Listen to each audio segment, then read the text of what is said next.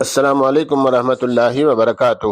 معروف عالم دین مولانا جلیل احسن ندوی رحمہ اللہ کی مشہور و معروف کتاب سفینہ نجات کے باب دعوت اسلامی اور اس کے متعلقات کے ذیلی عنوان اجتماع، اجتماعی کام اور اس کا انجام سے حدیث نمبر 292 پیش کرنے کی سعادت حاصل کرتا ہوں۔ بسم اللہ الرحمن الرحیم۔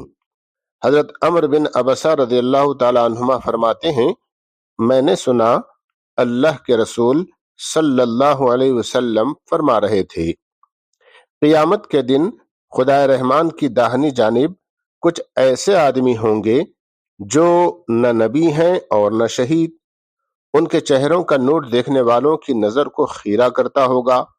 ان کے مقام مرتبے کو دیکھ کر انبیاء اور شہداء بہت خوش ہو رہے ہوں گے۔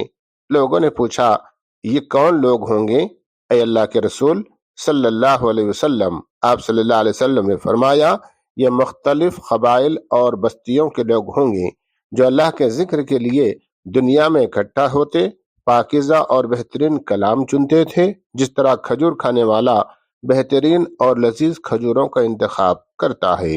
اس حدیث مبارکہ کو روایت کیا ہے المنذری بحوالہ طبرانی نے۔ مولانا جلیل احسن ندوی رحمہ اللہ اس حدیث مبارکہ کی تشریح کرتے ہوئے لکھتے ہیں، اس حدیث میں بہت بڑی بشارت ہے ان لوگوں کے لیے جو مختلف بستیوں اور علاقوں کے رہنے والے ہیں، لیکن دین اور دین کی دعوت نے انہیں اکٹھا کیا ہے۔ وہ سب مل کر نماز اور اوراد و وظائف، قرآن پڑھنے پڑھانے اور دین کو دوسروں تک پہنچانے کی سرگرمیوں میں اجتماعی طور پر مشغول ہوتے ہیں۔ اس حدیث میں ذکر اللہ کا لفظ آیا ہے۔ یہ لفظ قرآن و حدیث میں بہت وسیع مفہوم میں استعمال ہوا ہے۔ اس سے قرآن، نماز، اوراد و وظائف اور تمام دعوتی سرگرمیاں مراد ہیں۔ وآخر دعوانا ان الحمد للہ رب العالمین۔